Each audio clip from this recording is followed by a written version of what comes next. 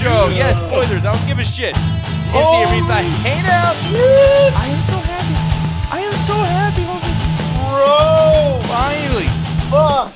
Dude, and I wish I should have got this ready. I'm already fucking up, but like, dude, I want to show the Facebook post that Hovig you even put up. You're like, dude, I wish it would have happened. There's no fucking way Jinder Mahal's winning the championship tonight. Pull it up. Well, no, I can't.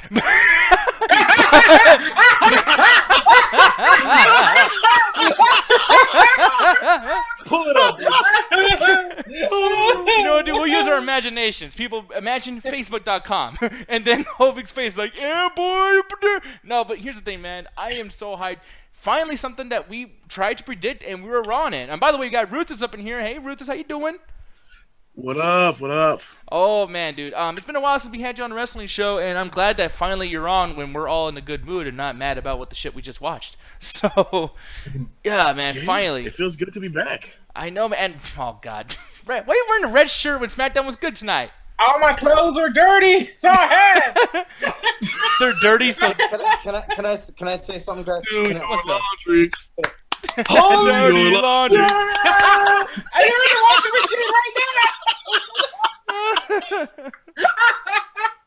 God Damn, man. No, God damn. I guess he's trying to represent Dean Ambrose with dirty laundry. I don't know what the fuck I said, but anyways. Oh man, dude. I gotta say, I'm gonna steal Rufus and his fucking thing, but like, yeah, it was phenomenal. Yeah. I'm sorry, but yo, I mean, Hovig, I guess we could start off, man. Do you want to start with the main event? Can we just like lose our shit right now about that, or what do you think? Holy shit! No, actually, I'm gonna flip off a few things because as you guys see over here, we got some topics, ready and everything. And one thing I wanted to start off like, because this is like a build-up, a gradual build. And dude, Jim Ross is back. I was so happy to hear Jim Ross. Like, here's the thing, he wasn't on the show tonight, so boo-hoo. But like, man, it's been just a fucking crazy week of wrestling, man. Like, it's since what, Friday, I think, Trey? Where the whole Since Friday. Friday. Yeah, United Kingdom Championship thing was going on, and fucking NXT. And we're not going to be talking about that tonight, people. We're going to be actually talking about that on Friday, this next coming Friday, where we'll touch about all those shows because it's too fucking much. I just can't do a 3-hour show right now. But just starting off with that, man, it felt like that was like starting the course of how good this weekend was going to be with Jim Ross coming back. I mean, did you hear him do the commentating with Nigel McGuinness, or did you guys watch that? Or Yeah, I only caught like the first half hour. I was kind of bored of it, but I do want to finish it up, though. How did it sound hearing Jim Ross back? Like, do you feel like he was rusty, or do you think it was like, okay, no, dude, he's still seeing Jim Ross? It's Jim Ross, man. Yeah. How about you, Ruthless? Like, what'd you think about Jim Ross coming back to the commentary booth, man? Do you think he's gonna like continue coming back, and we're gonna see him like on the show from now on? Well, I know he signed a 2-year deal to do some more events with WWE, so I was really happy about that. But I was wondering how they were going to use him, since they already have these gigantic 3-person teams seemingly for every show. Knowing that big events, big matches, they want to use Jim Ross sparingly like that, I honestly think it's the greatest possible solution because he's not going to get bored with the product because he's not having to analyze it all the time. He's doing matches, so if you put Jim Ross on a match, that match is that much bigger. Like, Jim Ross called a UK Championship match. The UK Championship is now important. Like, every time you say Jim Ross's name in commentary, you know, it used to be you would think, all right, that's nostalgia, that's our 90s, that's our early 2000s love. Now you think, okay, it's big match Jim. It's a big match if Jim Ross is involved. Exactly. I love it. I mean, Trey, I love everything about it. That's the thing, like Trey. I don't know if you remember this, but like on NXT last night after the match you called with Pete Dunne, which we'll talk about that for a slight little second here, because that was fucking amazing. I love Pete Dunne, the Bruiserweight man. He's a shit.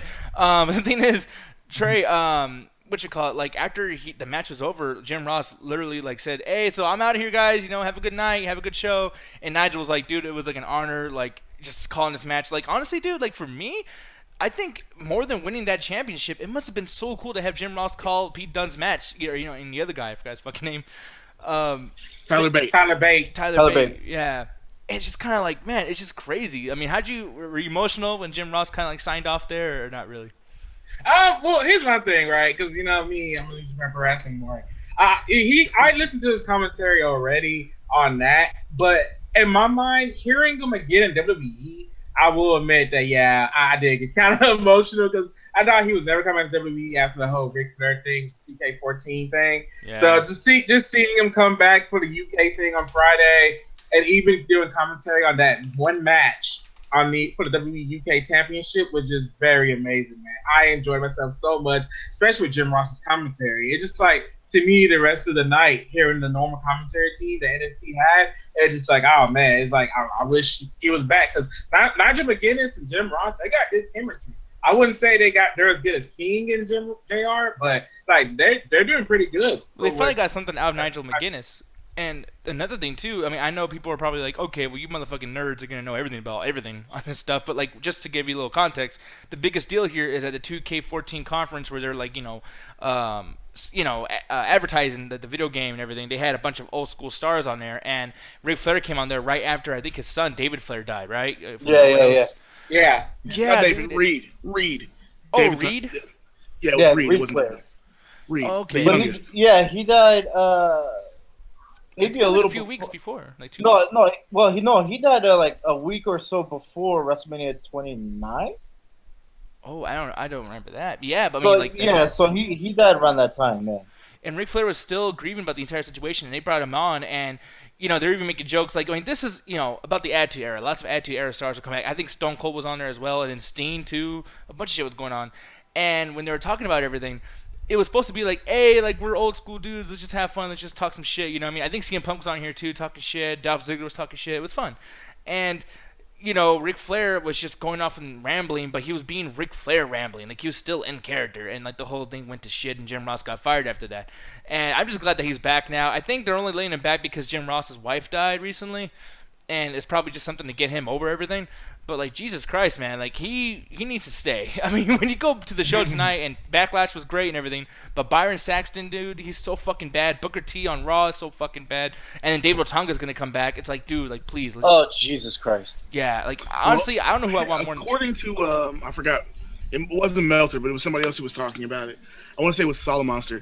He was talking about that the deal for Jim Ross to come back had actually begun being negotiated while his wife was still alive. And oh yeah, that's right. Because and it just finished up afterwards. But he was signed beforehand. Yeah. Oh, yeah, I he remember. was? Okay. I remember Jim Ross saying that both him and his wife were supposed to go on the red carpet or something for WrestleMania and shit, and she died. And then that's when he got the call because Taker wanted him to do his match, and then Jim Ross did it just like in the memory of his wife as well. Yeah, man. So, it really sucks that Jim Ross has gone through so much as far as this stuff goes. But hopefully, wrestling can kind of bring him back out of, like, any kind of depression he's going through. And the one thing is, too, like, I'm hoping that something happens because I cannot take much more of this fucking commentary team. And this is not the current team because I know, like, GBL's on SmackDown and everything. But Booker T is just so fucking awful, man. And oh, yeah. Oh, man, shucky ducky. I can't. And here's the thing too, like, did you guys watch the pre-show at all? I know I'm going off topic like a motherfucker. Yeah, I watched some of it. So what do you think Of course I about watched the pre-show. You know who was in the pre-show? what, Mr. Say P? his name, Nick. Say his name, Nick. Don't say it, Nick. Wait, hold on. Yeah, wait. Name the perfect 10. You know he was on the Oh, pre-show. fuck that guy, dude. I didn't even know. Like, I watched the shit and I forgot that, yeah, Ty Dillinger was on there. Fucking A. But no, I was gonna mention Peter Rosenberg. I love this fucking dude. Him and Sam Roberts, Sam not Sam. I love their podcast and everything, man. Like, Sam Roberts does great with just not wrestling, but everybody. But to see Peter Rosenberg on there and then him bringing it to the table so often, I really feel like Peter Rosenberg should be on the commentary booth team. Like, especially when he brings in shit that's kind of like behind the scenes and everything too, and yet making it part of the storyline in a way. I fucking love it, dude. Peter Rosenberg is great. And I like how JBL is always fucking with him too. Him and Renee Young have a good little chemistry going on too. So yeah, I don't know, man. I love this shit. Man, I actually love it when him and Paul Heyman get into it. Oh man. Yeah. Paul Heyman just goes back into it and be like, "There's only one Jew that's allowed on this panel right now." I'm like, God damn it, Paul! But speaking though of the show, because I keep going, I'm off topic, but I'm bringing it all back because now we're talking about Backlash, man. Backlash happened tonight. Pretty good fucking show. Now let's just lose our shit, man. Because first off, I just want to bring up, because there's a couple things I missed. I'll be honest. There's a couple things I missed, Trey. Okay, I'm sorry, but what the fuck was this? What the fuck? Skip it. No, we're not. No, we can't skip it. Are you seriously didn't like this match? For real? No. But what? Really? Okay. I will explain why I like this match. All right, so number one, the Usos, even though they're doing this whole we're traditional heels. We're just bad dudes. We're gonna dress in really urban clothing and do this thing. In the end, they're still Rikishi's kids. Let's be real about this, okay? Yeah. So of course, two of them are gonna be at home more in a comedy match than anything else. But you also need to get the Fashion Police over in this whole Fashion Police thing. So you got to remember, people, hey, they're a comedy act. They're not heels anymore. They're a comedy act. Be funny. Laugh at them. So what better than to use Tyler Breeze to do that with and have him kind of go overboard with the undercover Fashion Police thing for one match. And the Usos reacted to it properly. Like, you got to give everybody in this match credit because it's a comedy match, but it has some legitimate wrestling in it. There were actually good spots. When Breeze slips out from the top rope, as Jimmy Uso has him set up for Jay's super kick, you get and they accidentally super kick Jay. It ends up super kicking Jimmy. Good spot. A couple of the tosses to the outside were good. That one where they tossed Tyler Breeze over the barricade in the crowd, and then Fandango went over the top rope into the two Usos. Great spot there. They worked the match well. Like they worked the comedy portions of it into the match well. The whole mop spot at the beginning. The crowd is chanting for the mop at the beginning. Like, it was a good match. It was a comedy match. It was not to be taken seriously. But it's for the championships. They can't fucking do the comedy. It's for the goddamn titles. You gotta, the Fashion Police have got to get over as a comedy act, so you start cheering them. Okay. Think about it. The Fashion Police were heels 3 weeks ago. Yeah, and here's the thing. 3 weeks ago. Here's the thing, though. As a writer, here's the biggest thing. James Ellsworth was over at once, too, and that shit flopped. That's what I was gonna say. Thank you, Hovig. You took the words right out of my fucking mouth because Ruthless. I remember you, Trey, you little motherfucker, you. And then I remember you, Hovig. Okay, even though you're talking sense now, fuck you too. And I wish Anthony was here so he could go laugh down, calling you motherfuckers out. But everyone thought, oh, it's just a little match. It went too long. It went too long. It's gonna go too long. It's not like Tyler Breeze and Fandango are not legitimately good wrestlers. James Ellsworth is not a good wrestler. Yes, he is actually. He's a pretty good fucking wrestler. I've seen him in the Indies. He's not too bad. He's a jobber. Let's be real. Come on. So was Jinder Mahal, and look at him now. And Tyler Breeze and Fandango have actually legitimate ability to put on good matches. And I'm sorry, but they've got to go from heel to face somehow. That's the only way to make it work. Man, I see what. And then they'll drop the funny when it goes on too long, because it will go on too long at some point. Yeah, but see, that's the thing. I don't want it to go on too long. You can drop the funny before it's fucking dead. You can drop the funny. Come on. At one point, this motherfucker was coming out dressed up as Nikki Bella. Yeah. Well, and now he's a... Come on. They were still heels then. It doesn't matter if they're heels or not. Man, dude, like, it's for the tag team titles. I can understand if it's like, okay, you gotta be funny because you got nothing else to do. You're not being taken seriously as a fucking, like, World Tag Team Championship contender. I get that. If you're gonna be, like, mid-card, be funny, fuck it. But it's like, dude, James Ellsworth... It's a world title. If James Ellsworth did that fucking joke with Braun Strowman or somebody, I'd be like, okay, granted, I don't want you to, like, bury my boy Braun Strowman, but okay, let's just deal with it then, whatever. Even the Callisto thing was kind of funny. At least Braun Strowman. The only other thing Braun Strowman was doing was fighting with Roman Reigns, so I was like, okay, fuck it, have this little mini feud with mini wrestlers. That's cool, whatever. But the thing is, that really bothered me is that James Ellsworth had this issue, this fucking rivalry with a world champion. It's the main title on the goddamn roster. It's the most important thing. And then a tag team championship, there's only one tag team title on the SmackDown roster. There's only one pair of titles. So those need to be important because that's the mecca. There's 8 fucking tag teams that are not being used or sometimes being used. They don't, sometimes they're on the show and sometimes they're not. What did they do with Ellsworth that they didn't do tonight? They gave Ellsworth actual wins over AJ Styles. The Fashion Police still lost. But the Fashion Police literally beat, like, the Ascension, American Alpha, the Colognes. They're probably going to beat the Singh brothers. Fucking Alpha. Yeah, they beat American Alpha, which is the best tag team on the show. Yeah. Well, they didn't beat American Alpha. They beat the American Alpha's time. That's beating American Alpha. That's not really. Come on. They did not pin American Alpha.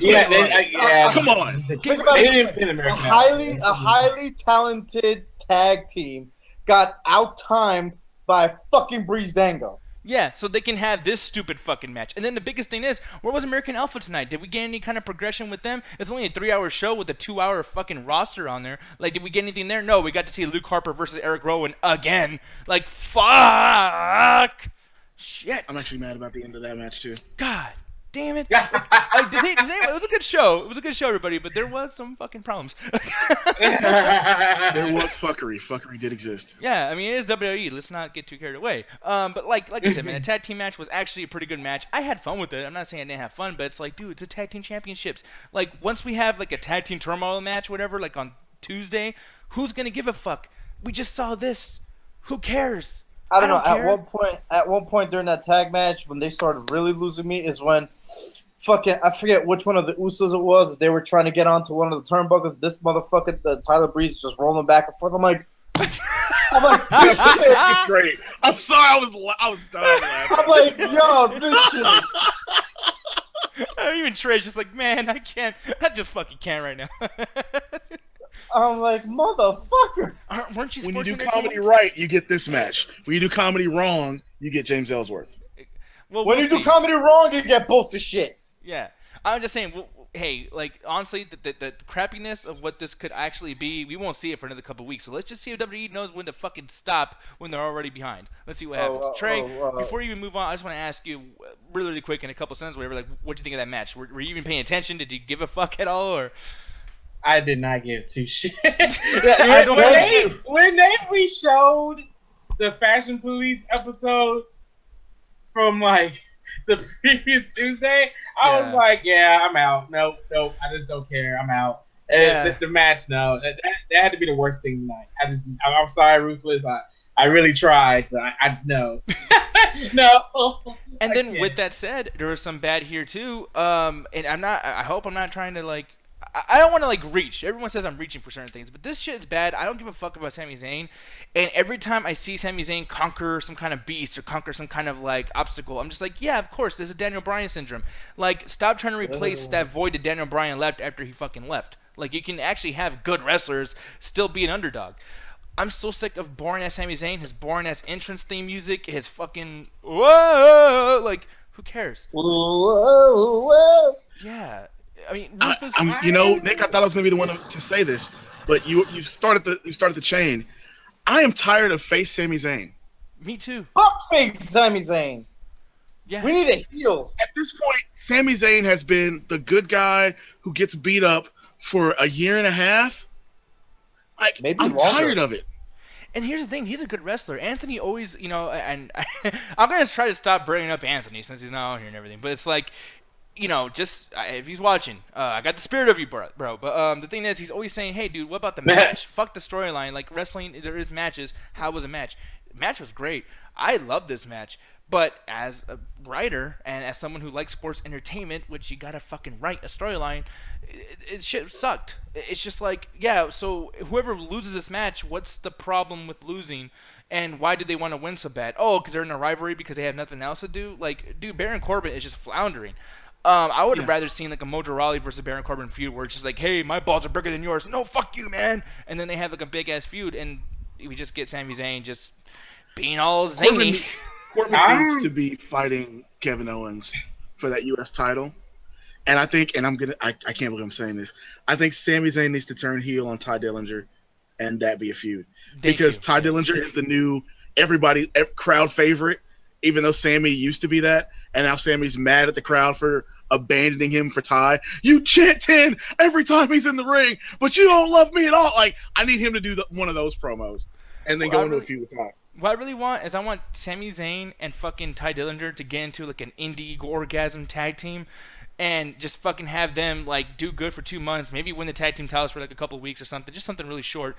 And then Sami Zayn gets jealous that they're chanting 10 during their tag team matches and not Zayn.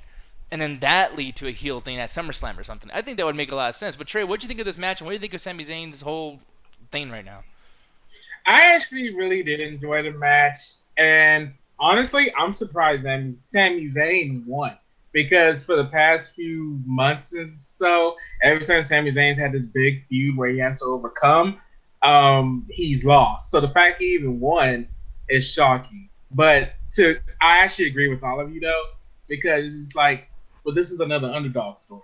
This is another Sami Zayn having to overcome an obstacle thing, which honestly has been going on since NXT back when he was doing the Road to Redemption to get the NXT title, which was awesome back then. But ever since then, it seems like WWE in the main roster, he's redoing those storylines, but there's no award for him really, except for I conquered this, even though most of the time he hasn't conquered anything.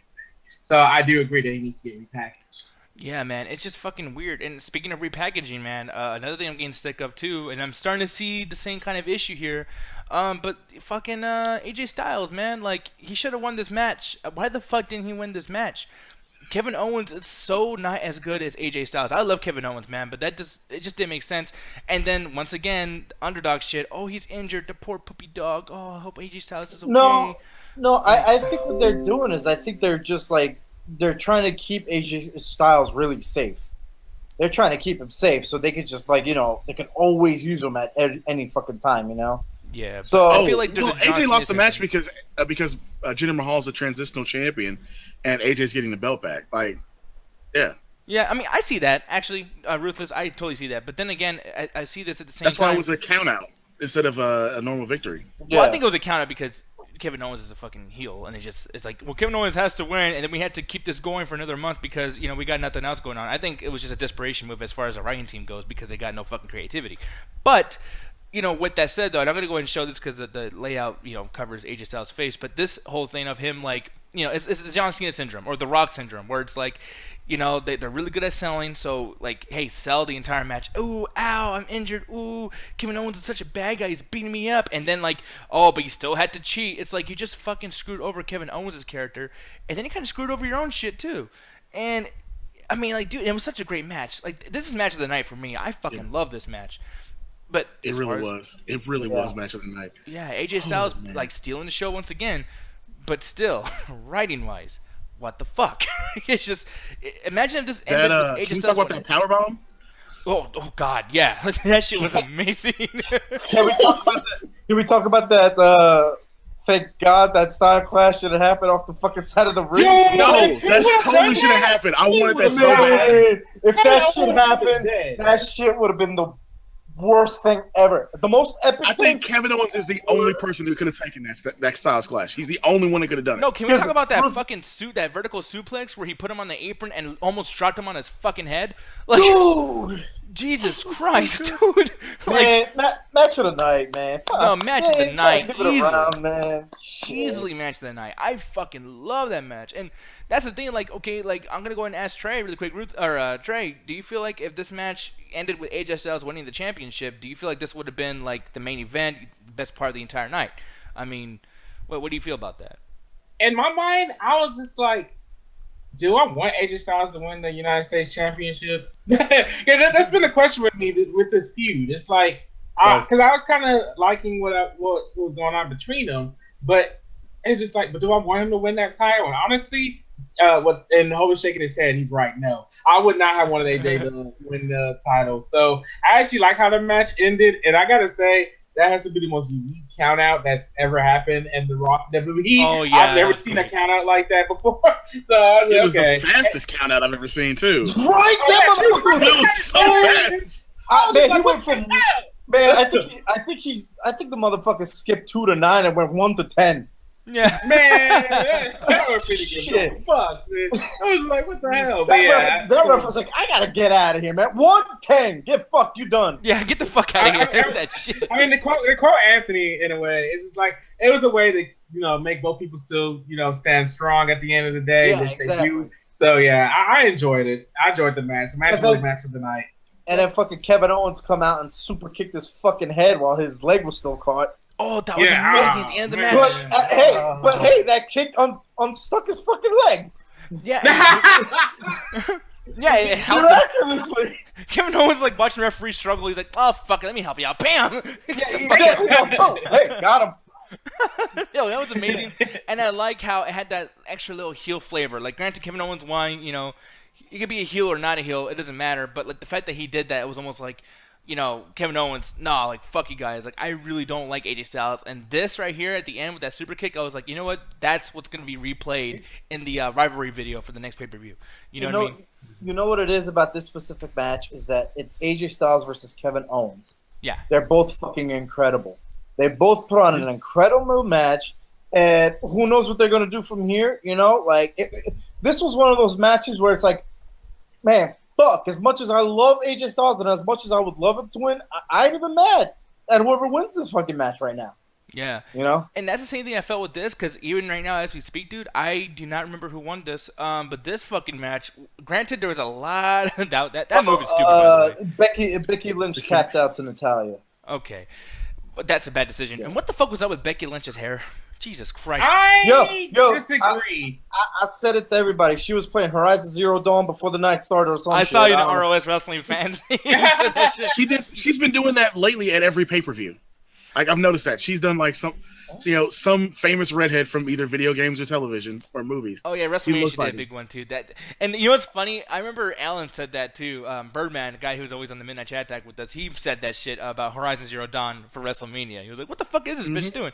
But yeah, like I said though, I thought the match was fucking great. There was a few botches, and like I said, that move I was showing with Naomi hitting Carmella, I really don't like that move. I mean, it's like she went like down, back forward with Liu Kane, circle, fucking. Hey man, she's doing that bootlegger Chun-Li shit, man. Yeah, dude, like fucking that bitch is doing the hip hop abs, fucking insanity workout shit. Like, don't try and pretend like that's a wrestling move. I don't know how you could sell that move properly and make it look good. Like, I don't know that there's really a way to do it. And Dolph Ziggler could probably do it, but like, it's just look at that shit. Like, it's like, oh, 1, 2, 3, 4. Oh. Naomi looked like a fucking. We're gonna talk about the Shawn Michaels next. Is that what's gonna happen? Yeah, pretty much. What? No, you said like Ziggler, the Shawn Michaels fanboy. He been doing that shit for so long. I don't even give a fuck. I know, right? But no, like that's the thing, though, man. Natalya, and by the way, Cedric, the guy who always watches us, he was actually at Backlash tonight, and he showed the entrance to Naomi, and man, dude, like this girl has such a fucking like amazing entrance that it's becoming almost like the Undertaker thing. Like you want to go to see that entrance, just like Nakamura, Undertaker, Kane. It's an experience, just her character. Like that's another thing, man. I feel like just that. No, wait, I seen it live, and it was not an experience. Yeah, I saw it at WrestleMania. I saw it at WrestleMania, man. That shit hurt my eyes. Wait, you didn't like WrestleMania's entrance? That was amazing. I'm actually really baffled by that. And somebody said it on the ROS chat today, and they're like, "No one's gonna chant glow, glow, glow, Naomi." Yeah, and they're not. But just don't try to make that happen. Let it go. Don't try to make glow happen. No, I think that could happen if she does some shit that like because Glow, the wrestling promotion, is going on Netflix now. The wrestling, and I feel like people I think WWE knows that people are gonna chant for the other promotions. Like, hey, your catchphrase is Glow now, just so they can make sure. And I know I'm just telling Joe, by the way. I know that she's been doing that for a while, but it's just. You know, I still have no idea how to feel about that show right now. What, the Glow wrestling show on Netflix? Yeah, I watched one episode. I was like, oh, cool, masturbation material. Like, don't really give a fuck.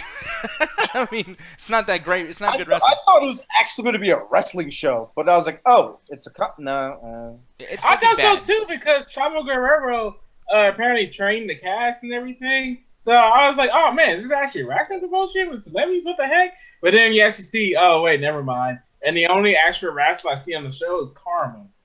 Yeah, so it's like, it's bad, but but okay. So the one thing we talked about earlier, basically, is we talked about like hey, the match was good, etc. I didn't give a shit who won; it was just fucking good. I just want to see good matches. I thought this match was good, but as far as like giving a fuck about who wins, like, did you guys really care about how the progression of the story is gonna be, or are you kind of like, I'm just in it for the ride?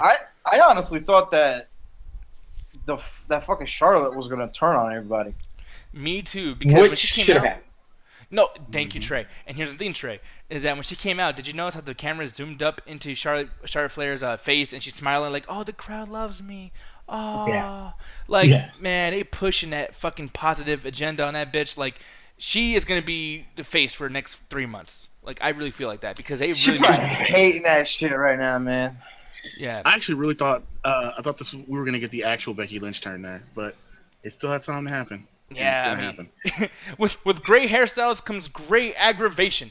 No, with great hairstyles comes great tapping. Yeah, I didn't know why she was the one to tap out. That was fucking ridiculous. I don't know why you picked the one girl who, honestly, they really am pushing her. Like, even in the storyline when they began with the whole welcoming committee thing, you know, like they made sure to show Becky Lynch was like the crazy bitch out of that other team. Like, I don't give a fuck, I'll beat them ass. I mean, she's like almost Stone Coldish or Randy Orton-ish. You know what I mean? Okay, maybe that's too good of a compliment. let's not go that far. Yeah, we won't go that far. I'm sorry. I apologize. Slow down, Ben. Slow down. But I just feel though, I mean, she just feels different. Like with Charlotte Flair, like I mean, she's the new girl on the block, so it makes sense why she gets so much screen time. But Becky Lynch, there's something different about her. So it's just weird they didn't push her like down our throats tonight. Like how the fuck did she not like beat all three girls, etc. You know, like a tap out really? Like tap outs are worse than pins. You know what I mean? Like that's crazy. In my opinion, I'm kind of glad it happened that way, only because, well, for one, in the sense that the Welcoming community is an actual tag team compared to Naomi, Becky, and Charlotte, who, like, really the only reason why they're teaming up is because, you know, the Welcoming community attacked them. They're not really a team. So it's just like they were just randomly going after the Welcoming community because of that reason alone. So just by Becky Lynch tapping out, that, you know, storyline wise, because it's like Becky's a person everybody loves on the SmackDown roster. I mean, like most things you see on SmackDown, everybody's talking about Becky. You know, like why wasn't Becky on SmackDown? People, you know, trending about Becky not being on SmackDown and everything like that. So Becky losing to me, like, kind of makes sense for the heel making the face tap out in the sense that, yeah, you got your hero tonight, but she lost. So. Yeah, I kind of agree because I honestly think that what they're going to do is that with Becky tapping out, it's going to like kind of like piss her off because her teammates were running around to help her out. So, and like Trey said, they're not really a team anyway. They're just three fucking women who have to tolerate each other. Exactly. You know? But so that's when Becky Lynch is probably actually going to like turn on everybody. Like, fuck your couches. I'm going to go my way. And well, here's the thing I want to bring up really quick because, I mean, I you know, like I said, there's really nothing really to say about the women's thing. It's just I thought it was a good match. I think we all kind of agree that was like at least somewhat average. I mean, it was average. But the thing is, though, one match that was really, really good, except once again the writing. I mean, we can just talk about this for like a minute, really, because yeah, man, Dolph Ziggler, he lost to Nakamura. Nakamura finally has a match. Pretty. I know, he's just like, oh, I get to play Nakamura. No, but yeah, dude, for one, I'm sick of Dolph Ziggler trying to beat Shawn Michaels so fucking much. That shit's getting old. Stop it. I love so many close encounters of like, oh shit, Nakamura was about to lose. Dolph Ziggler, you know, the whole thing. Yeah, they did a lot of that today. They did. What's up? I said they did. I said they did. Oh, okay. He said, hey, Nick. I'm like, oh, hey, how you doing, sir? I even talked about it with a buddy of mine at work today. We even agreed that Nakamura, like, he's not going to lose on his debut. But then watching the match, I was like, shit, I think he might actually fucking lose. Yeah, I think, like, WWE was trying to get – because, you know, okay, the crowd – and you guys tell me if you agree with this, you know, and I'm going to go to Ruthless, actually. Because the thing is, I felt like the crowd was dead in the beginning of the match. And when they started having those false finishes, the crowd got pumped as fuck. And the crowd never – like, it never popped that much later on in the night, except for the Jinder Mahal win or whatever. But, like – man, Ruthless, like, did you notice how when after the entrances and the match started or whatever, the crowd wasn't really hyped? Or what do you feel about that? Yeah, so when Ziggler comes out, obviously you get a lot of boos, but you then immediately after the music stops, you start hearing the Chicago crowd go crazy with the Nakamura chant. Yeah. And I was like, okay, the crowd's hyped. They're hot for this match. Let's see it. And as the match started, it did die down very fast, and it took a while to pick back up. I'm watching the match going, this isn't bad, but I'm not impressed right now. You can tell the crowd had and I know I can get a better match out of them. Yeah, that's really what it felt like. It felt like they're looking at this going like, yeah, wait, why are we happy with Dolph Ziggler wrestling Nakamura for the first time? And at a certain point, you kind of got to go, yeah, the crowd's kind of right about this. Like, this is not who you really would want to have be the debut match, especially considering the person that everybody wants him to wrestle is fighting Kevin Owens later in the same, pay-per-view. Exactly. And then when the false finishes started coming, when some of the outside stuff started coming, it was like, all right, I might be back into this. And then the crowd just got insane for, towards the end there. It was just like, all right, well, they at least gave us a good match until Dolph Ziggler decided that he wanted to be Shawn Michaels and tune up the band.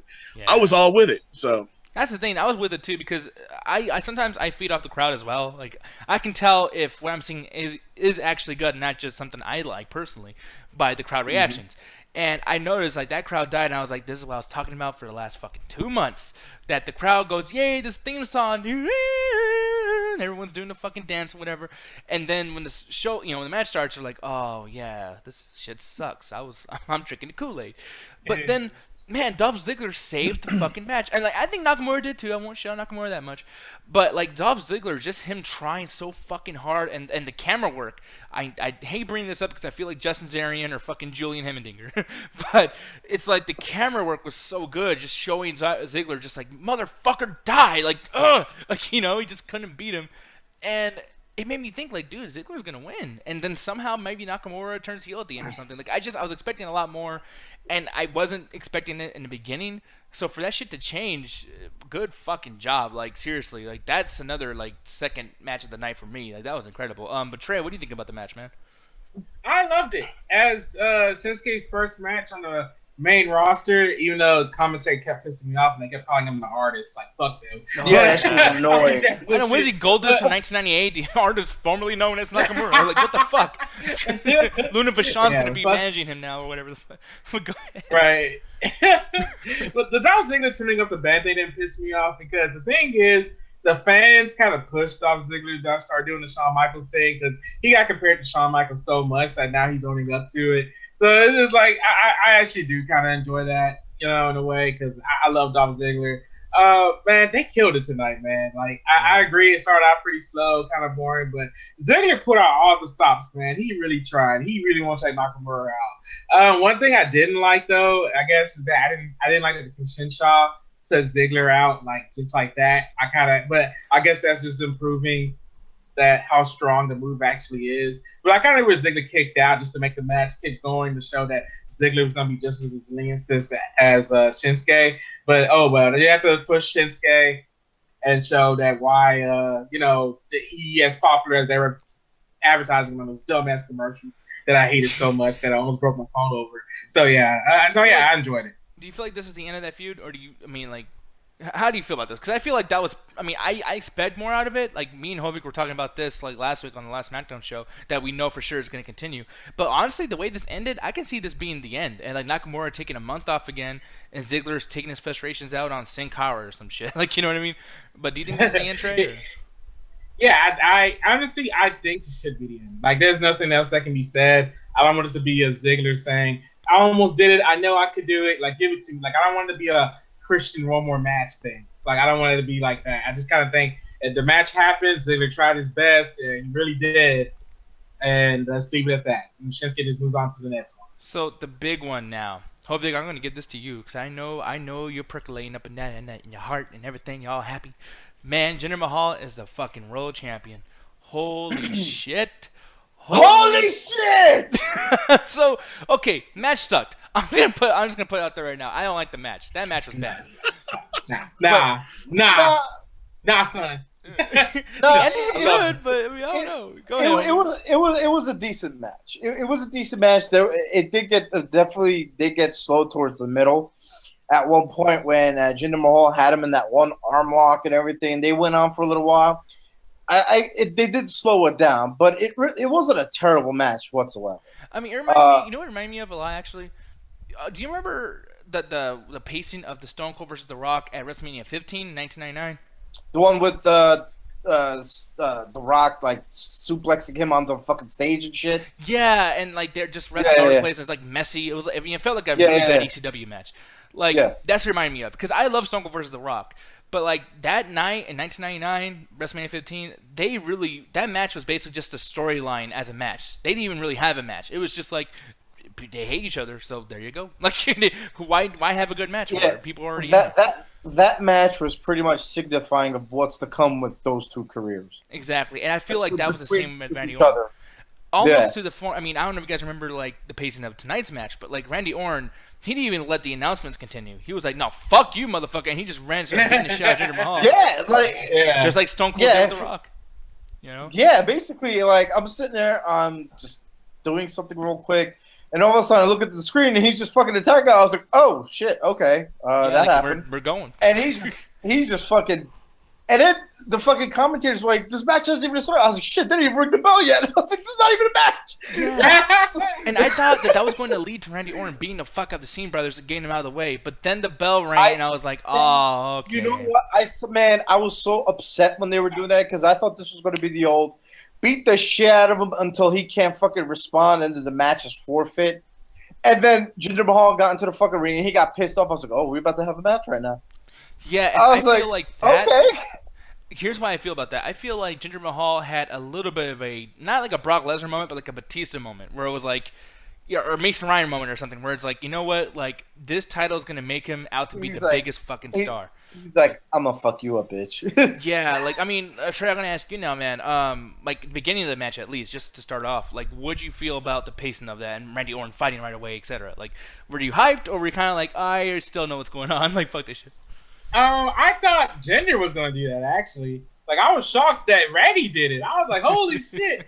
And you know, if this was the Attitude Era, the bell would have rung. Like, yeah. like the bell would have rung. Like, ding, ding, ding. Then you hear Jim Ross, oh, here they go, here they go. You know, that kind of thing. I was just like, holy shit, Randy Orton bring it back to the Attitude Era. But then, like, when they did the whole thing and the match officially rung, I was like, oh, that kind of took me kind of out of it because I was thinking, you know, it was gonna be that kind of thing. But I still loved it because Randy Orton was just proving, like, hey man, I'm the champion. Like, I don't give a fuck, man. I'm gonna come after you. I'm gonna try to knock you out before the match even begins. Like, let's go. He even tried to RKO him at the very beginning of the match. When the match finally started, he was trying to take out Jinder quick. He was not playing around. Yeah, because if I was booking it, what I would have done is I would have had the bell never ring for like a good 10 minutes, have Randy beat the fuck out of the Scene Brothers, RKO both of them, or do that double DDT thing, have them out of the match completely, and then Jinder Mahal takes advantage and beats the shit out of Randy Orton, and eventually, you know, wins the way he did. But the fact that Scene Brothers were not even touched during that beginning, I was like, well, you just ruined a big opportunity. You could have had them fuck up Randy Orton, and then have him save face. You know, with Jinder Mahal still winning the match, you know, it's just a mixed opportunity a missed opportunity for me. Ruthless, how did you feel about the pace in the beginning of the match?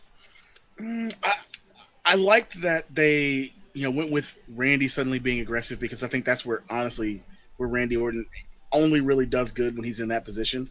That entire Viper, you know, gimmick that he's done for so many years has really only worked when he's been in a hyper aggressive state at the beginning of matches, because then it looks like even if he's going through the motions, it looks better. And this match was definitely he looks like he's going through the motions. But yeah, the beginning of the match, just I wasn't as impressed as I thought it was going to be at the beginning, and then it grew on me. It wasn't a great match, but it grew on me. I was liking it as I got to like the mid match and later in the match. Yeah, man, me too. Definitely after the middle.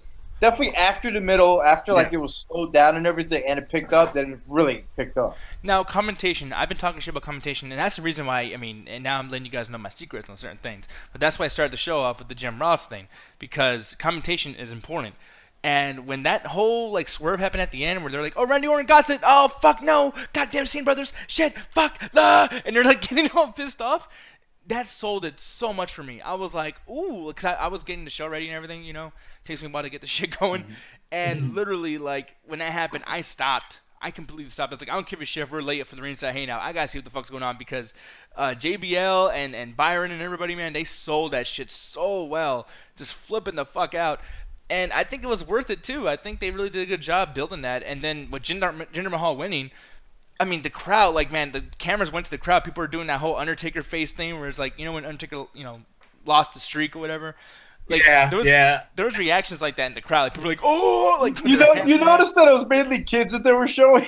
Yeah, true. No, some of the adults were into it. Some of the adults were really into it. Yeah. Bro, I was fucking flipping. I'm surprised I didn't get a complaint from one of my neighbors because I was like fucking screaming "Holy shit" so loud. Yeah, man. I mean, I loved it. So, man, okay. And God damn. In just a sentence, actually, because we are about to wrap up. I'm gonna start with Ruthless and then Trey and then Hovig. But within one sentence, what would you rate this match? I mean, was it good? And are you glad that Jinder Mahal is a champion? I would give this match a 3.5. And I actually am glad that Jinder Mahal is champion. Selfishly, of course, because that means AJ's getting the belt. Exactly. Yeah, I see that happening too. Trey, how about you? Do you like this match? Yay or nay? Do you like the result? Yeah, the result shocked me. I'm surprised. Don't hinder Jinder. Yeah, don't hinder gender. That should be a hashtag. Jesus Christ. Yo, fucking Renee was just saying that shit on Talking Smack, man. Oh, Jesus. But Hovik, how about you, man? Result the match. I already know. I don't even have to ask you. Like, fuck yeah, dude. And I'm the same way. But that brings me to this, and this is, you guys are probably going to assume, okay, obviously we're going to talk about, don't hinder the gender, Jinder Mahal, that's the Booker thing. But it's not. These two motherfuckers. Skip. No. We have to. No, we have to. I literally made this shit because I'm curious. I'm so curious.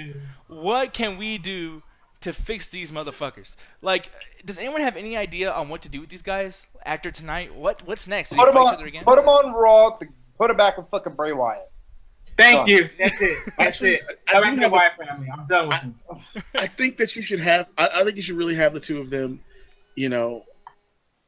bond and sort of reconnect and have a wholesome storyline where the two of them kind of rediscover their brotherhood they had initially, and then right as that's happening, somebody shows up with Sister Abigail, and they kind of fall back into the cult again.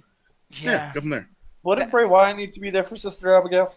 No, fuck it. Have Bray Wyatt do his own thing. Remember, Randy Orton used the crucifix and burned down the Wyatt compound. So Abigail's spirit is free. She's out in the world, and she's found a new host.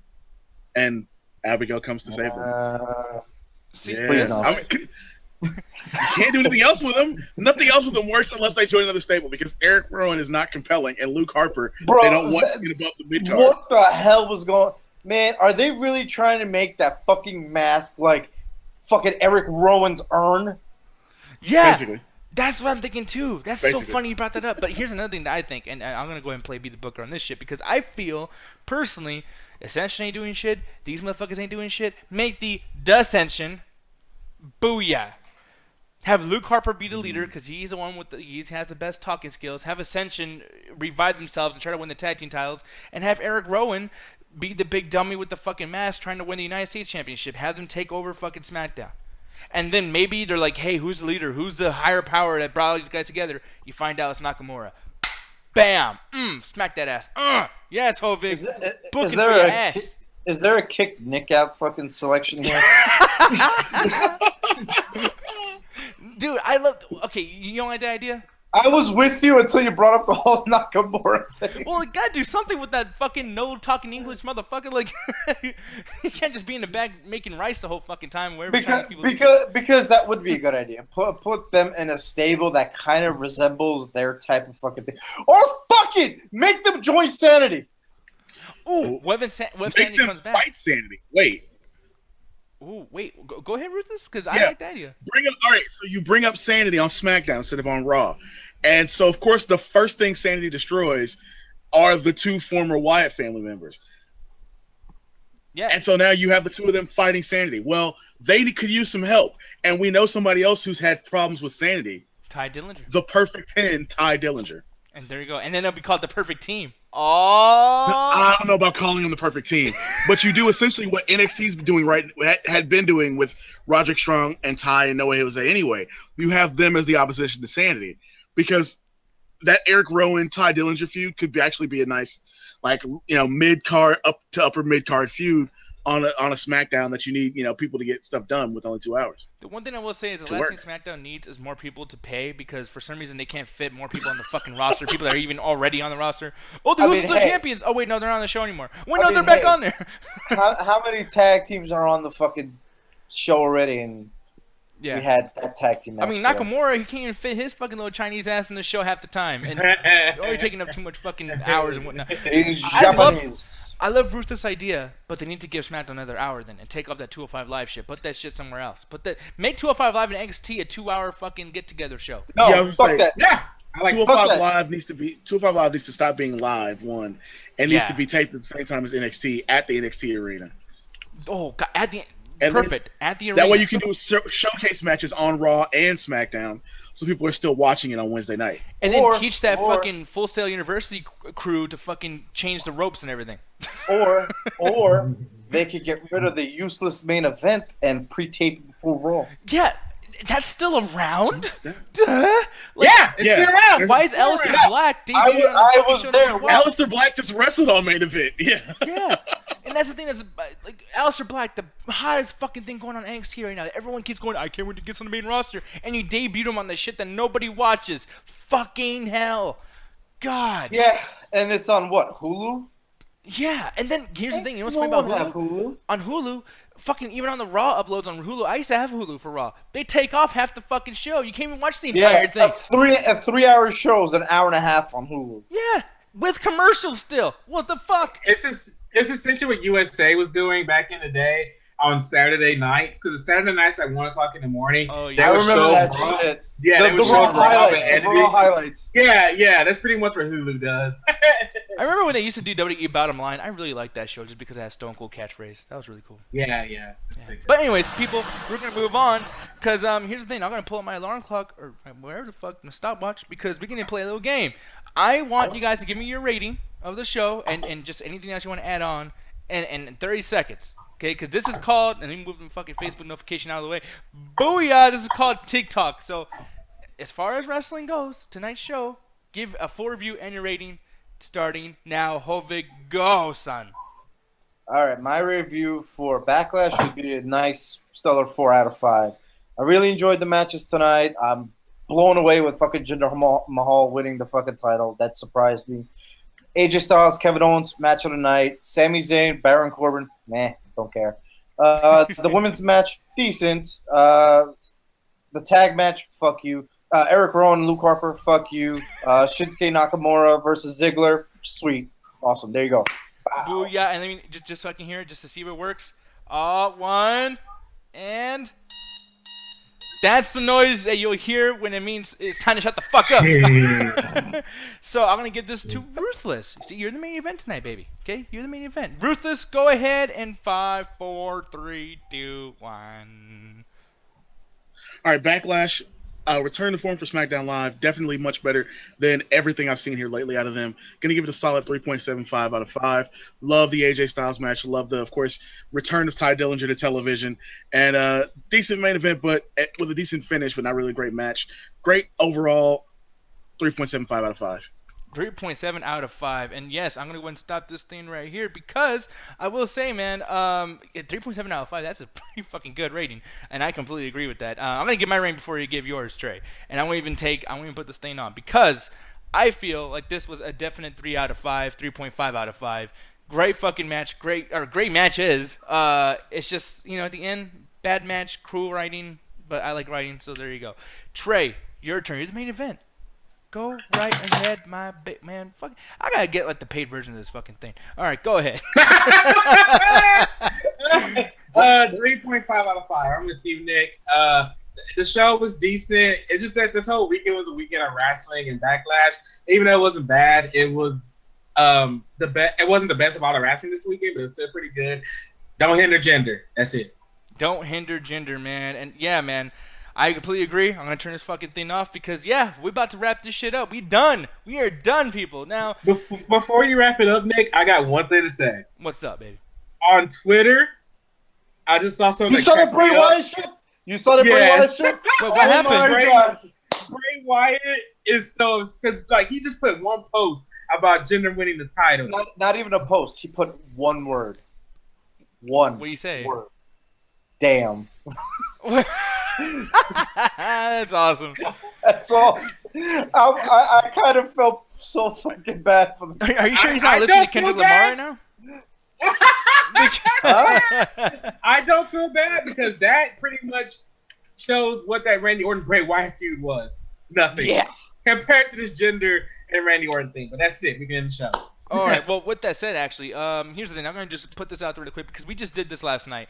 And Trey, you were there, and you whooped my ass. So congratulations. Right now, by the way, everyone, if you guys are watching this, you guys are big into MCA and, what we do on the Saturdays and after hours.